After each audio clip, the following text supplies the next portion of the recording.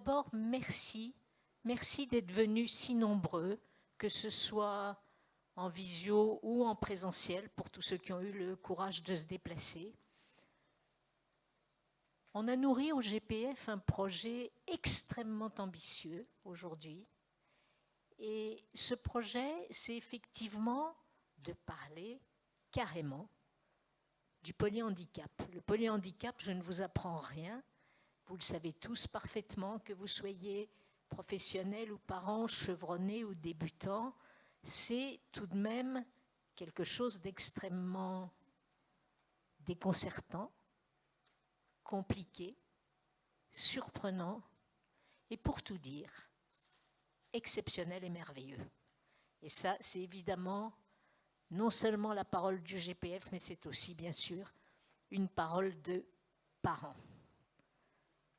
Donc, aujourd'hui, on a toujours, au-delà de ce qu'Elisabeth Zuckman appelait très joliment la violence des apparences, on a cet intérêt extraordinaire des personnes polyhandicapées, de ce qu'elles nous apportent, de ce qu'elles nous inspirent et de comment les accompagner.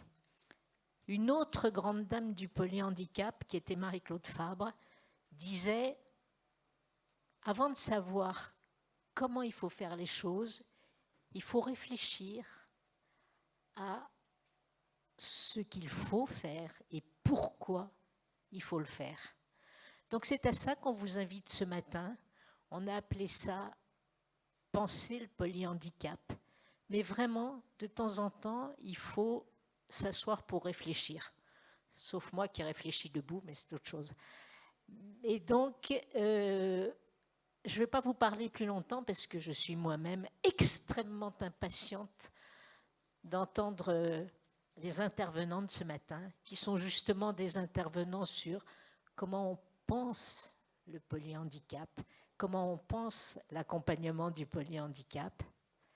Et donc, c'est avec un grand plaisir que j'appelle notre première intervenante, Juliane Dain, si tu veux bien venir jusqu'ici, qui va nous présenter le Petit Conservatoire du polyhandicap et surtout qui va nous présenter un extrait d'un film qui a été tourné par et sur Georges Solus. Vous savez, on dit parfois qu'on tombe dans le polyhandicap par hasard, mais qu'on n'y reste jamais par hasard.